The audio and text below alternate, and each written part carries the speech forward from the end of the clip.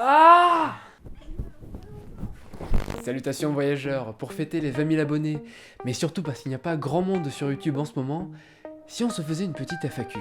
As-tu déjà vraiment vu des films en VHS? Peux-tu nous expliquer comment les rembobiner? Alors oui, j'ai vu des films en VHS, j'ai vu mes premiers films et mes dessins animés en VHS. La preuve, le meilleur film de tous les temps, je l'ai encore en VHS.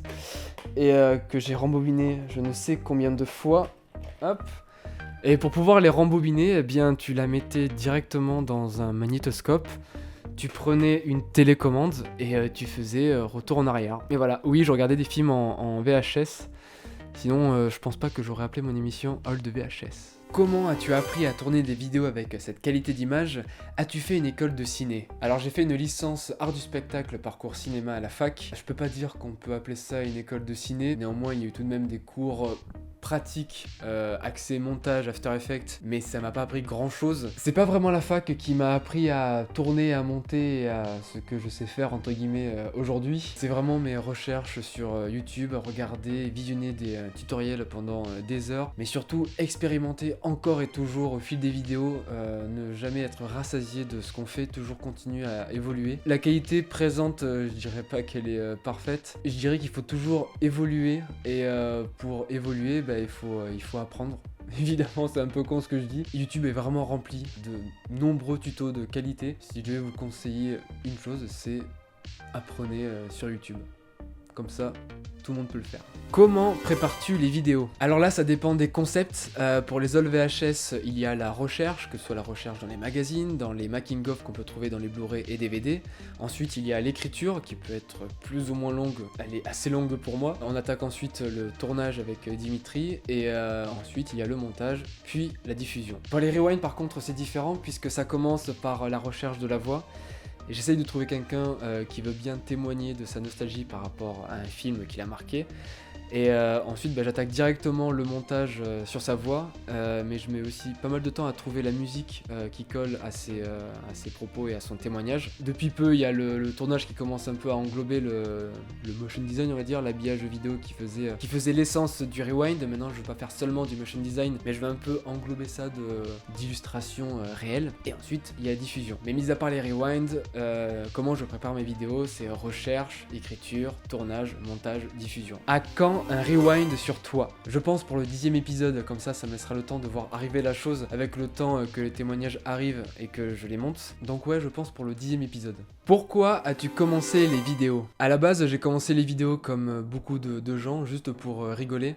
Pour ma part, c'était il y a 10 ans et c'était pas sur YouTube, c'était sur Dailymotion avec mon meilleur ami du collège, Nicolas. On faisait juste ça pour s'amuser, pour rigoler, donc on faisait souvent des parodies des inconnus ou nos propres sketchs. Et de fil en aiguille, arrivé à la fin du collège et au lycée, j'ai commencé à m'orienter sur la photographie et ensuite sur la vidéo, en étant entouré de gens qui aimaient la photo, la vidéo, la musique. En fait, on s'est créé un collectif et ce collectif avait pour but de fusionner un peu ce qu'on aimait faire. Je me suis retrouvé à faire des clips vidéo, des backstage de séries photographiques, c'est-à-dire que je suivais là c'était des filles qui faisaient des photos, des shootings pour s'amuser, et moi je faisais un peu le making of, enfin j'étais derrière, je faisais les backstage. Je sais pas pourquoi on avait appelé ça comme ça, mais c'était le titre du projet. Mais on parle de projet, mais il n'y avait pas vraiment d'organisation. À la base, on faisait juste ça pour partager nos contenus quand on était en art plastique. Et arrivé à la fac, en fac de cinéma, je me suis dit j'ai envie de créer un projet qui a une structure, qui a un fond et une forme,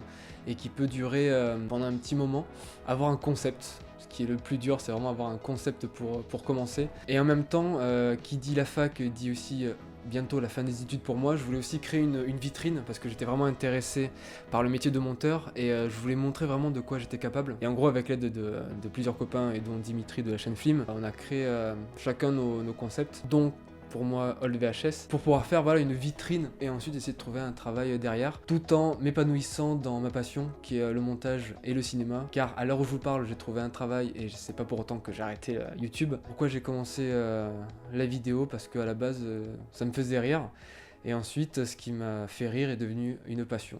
Comme quoi l'évolution est pas mal. Comment va Dim? Ça va? Ça va. Ça va. Quel est ton logiciel de montage? Quel plugin utilises-tu? Alors j'utilise Adobe Premiere Pro, sans oublier After Effects pour l'habillage et pour certaines illustrations, même si maintenant les plus grosses illustrations c'est Dimitri de la chaîne Film, ici présent, qui les fait. J'utilise Universe de Red Giant pour tout ce qui est VHS et aberration chromatique, voilà, le secret est révélé. Sans oublier aussi Particular, Trapcode, enfin ce qui peut me servir pour l'habillage de mes vidéos. Et après il y a aussi des trucs que Dimitri utilise et dont je ne sais pas utiliser. Allez voir la chaîne de Dim, merci. Quelles sont tes inspirations? Elles sont diverses. Évidemment, quand tu as des potes youtubeurs, tu es facilement influencé et inspiré. Donc je dirais Dim de Flim, Simon Pouesh, In The Panda. On s'inspire mutuellement. Il n'y a pas un qui s'inspire de l'autre, on s'inspire tous en même temps. C'est très important de le dire. Mais après, il faut pas oublier évidemment Karim Debache, le Fossoyeur de Film. Aussi Nexus 6 au niveau de son ambiance. Mais dès qu'on a trouvé vraiment son concept et l'esthétique qui va avec, on crée un peu son propre chemin. Je trouve qu'à l'heure actuelle, j'essaye vraiment de créer un peu mon propre style. C'est vraiment essayer de pousser le délire un peu plus loin au niveau de l'esthétique Vaporwave et tout ce qui va avec. À quand la carrière hollywoodienne de Méliès? C'est ton moment. Un petit mot pour tes fans? Merde. Ça va? Viens, on fait le buzz.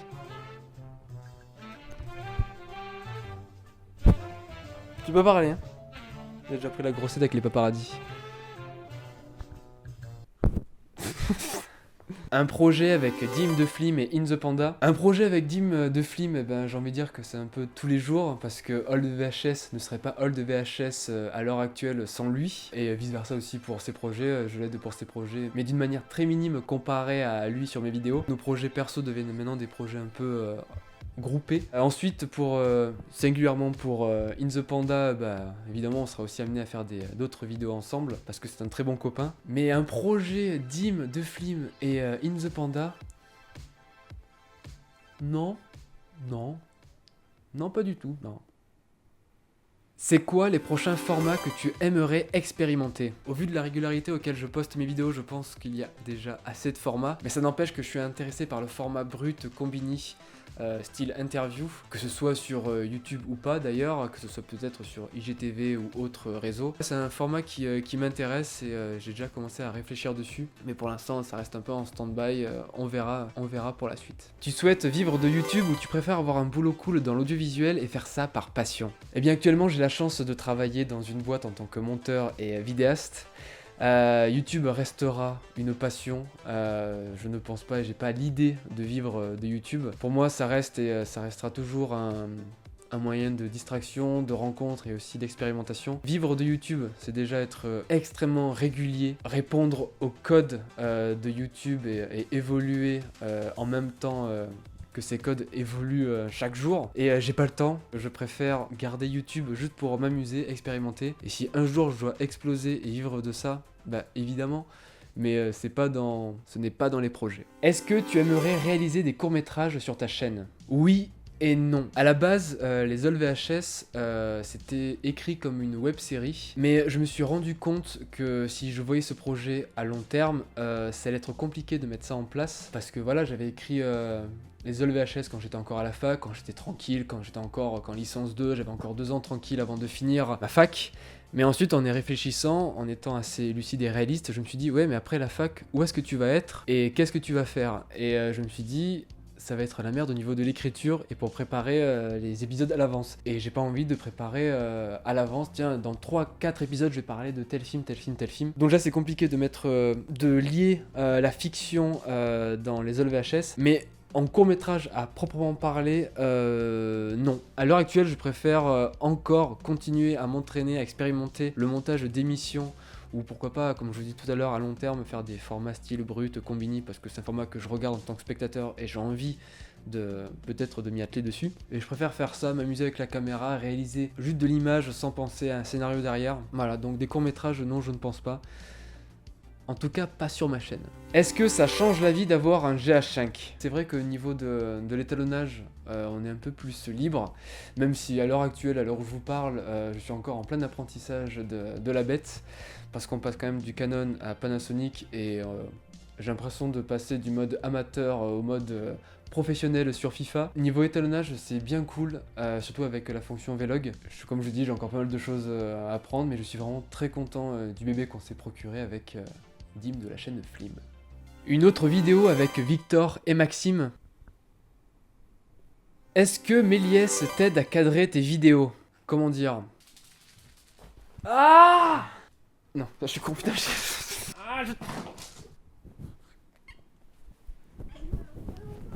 Non. As-tu déjà pensé à faire des petits making-of de haul de VHS, histoire de faire découvrir le procédé créatif derrière? Peut-être proposer ça en contrepartie du financement participatif par exemple. Tout d'abord, les contreparties, c'est un peu en stand-by parce que je mets Tipeee un peu en retrait en raison de l'arrivée de Utip qui est beaucoup plus intéressant pour les petits créateurs. Ça vous évite évidemment de débourser de l'argent, il vous suffit juste de regarder une pub ou deux et ça peut nous rapporter quelques centimes derrière, mais en fait si tout le monde fait ça, c'est quoi à dire, mais en fait on gagne beaucoup plus que si on avait ouvert un Tipeee. Donc je pense pas qu'à l'heure actuelle ce genre de contenu je le proposerai en contrepartie. Mais pour répondre à la question, oui je l'avais pensé, mais j'avais pensé à le faire en live, et ça j'avais pensé bien avant d'arriver sur Paris. Le problème c'est qu'avant d'arriver sur Paris, avec Dimitri, on pensait avoir la fibre, et donc j'avais réfléchi à faire des lives réguliers. Donc que ce soit des lives Twitch, jeux vidéo, mais aussi des lives montage, comme vous pouvez le voir sur certains lives de certains créateurs. Mais non, je n'ai pas la fibre et notre connexion ADSL qu'on partage avec Dimitri et parfois avec d'autres m'empêche de faire des lives et de vous proposer ça. Et vu que j'ai pas trop le temps de faire des haul VHS et des grosses vidéos, j'aurais pas du tout le temps de faire des making-of. Et si j'avais le temps, oui. Si je faisais que du YouTube, oui, ça serait vraiment intéressant. À l'heure actuelle, c'est impossible.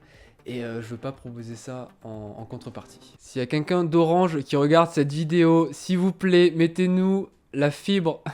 C'est encore Chronomusic qui gère tes musiques d'ambiance, et sinon tu les gères comment? Chronomusic a composé une musique, la musique thème des haul VHS, et c'est déjà beaucoup. Donc non, Chronomusic n'a pas composé d'autres musiques. Les musiques que vous entendez sont généralement des musiques que j'ai piochées à droite et à gauche sur YouTube ou que j'ai entendues sur Spotify. Et parfois il arrive aussi rarement que ce soit Dimitri de la chaîne Flim, encore, qui me compose quelques musiques comme la musique Where is my mind et Harry Potter. Je crois que c'était les deux musiques que tu avais fait, c'est ça? Mais non, Mich Mich n'a fait seulement une musique, et c'est la musique des haul VHS. Pour le reste, c'est du YouTube, ou du Spotify, ou tout ce que vous voulez. Et la liste des musiques, vous pouvez toujours les trouver dans la description, ça vous amènera vers un lien vers le Spotify. Donc si vous êtes curieux, si vous voulez savoir quelles musiques sont passées dans les vidéos, allez voir la page Spotify que j'ai créée pour l'occasion. Des envies particulières de projets, de bidules, trucs à tester, collab, etc. Ben en fait, mon envie principale, c'est de faire plus de contenu sur mes formats déjà présents. Toujours la même idée, c'est que j'aimerais toujours faire plus des rewinds, et qui plus est, faire plus de rewinds avec des gens aussi peut-être plus connus. À quand un popcorn quiz? Il y a de ça pratiquement 2 ans, j'avais fait un live avec Simon Pouège, avec Dimitri et avec Thomas de la chaîne du Canapé. On avait fait un live, un petit quiz autour du cinéma que j'avais présenté. C'était vraiment sympa à faire et j'avais dit que j'en ferais d'autres, au final j'en ai fait qu'un. Et je vous cache pas que dans les cartons, j'ai commencé à préparer un nouveau popcorn quiz,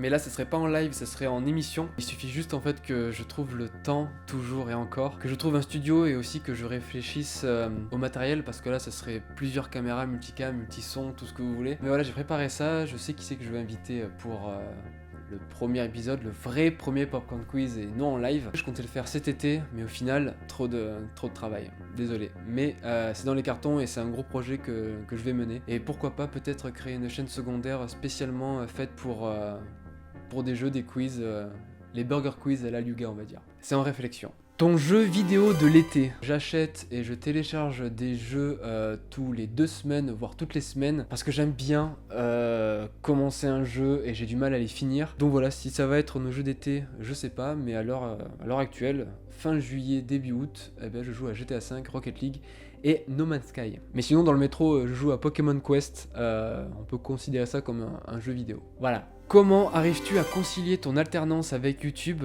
T'en as pas marre parfois de faire du montage en rentrant du taf? Bah je te cache pas que oui, après une journée de travail et après le métro, t'as pas trop envie de te mettre devant ton ordinateur et suer comme pas possible devant ton logiciel de montage. Mais il y a une distinction, c'est que quand tu fais du montage pour toi, tu joues beaucoup sur le côté créatif, ce qu'il y a souvent très peu au travail, même si je dénature pas mon travail, je suis content de ce que je fais, mais c'est vraiment des montages différents. Et aussi que voilà, après une journée de travail, bah, je suis un peu épuisé et parfois je trouve pas la source d'inspiration pour pouvoir écrire mon texte. Et trouver aussi des inspirations de montage, c'est compliqué mais on fait avec parce que voilà, il y a aussi le côté créatif qui est intéressant et c'est un côté qu'on ne retrouve peu, voire pas dans les montages institutionnels ou dans les interviews et autres montages qu'on peut retrouver à l'entreprise. Mais voilà. On fait avec, on concilie comme on peut, et puis si je vous parle encore à l'heure aujourd'hui, c'est que j'arrive à concilier. Je fais moins de vidéos qu'avant, mais c'est toujours par passion.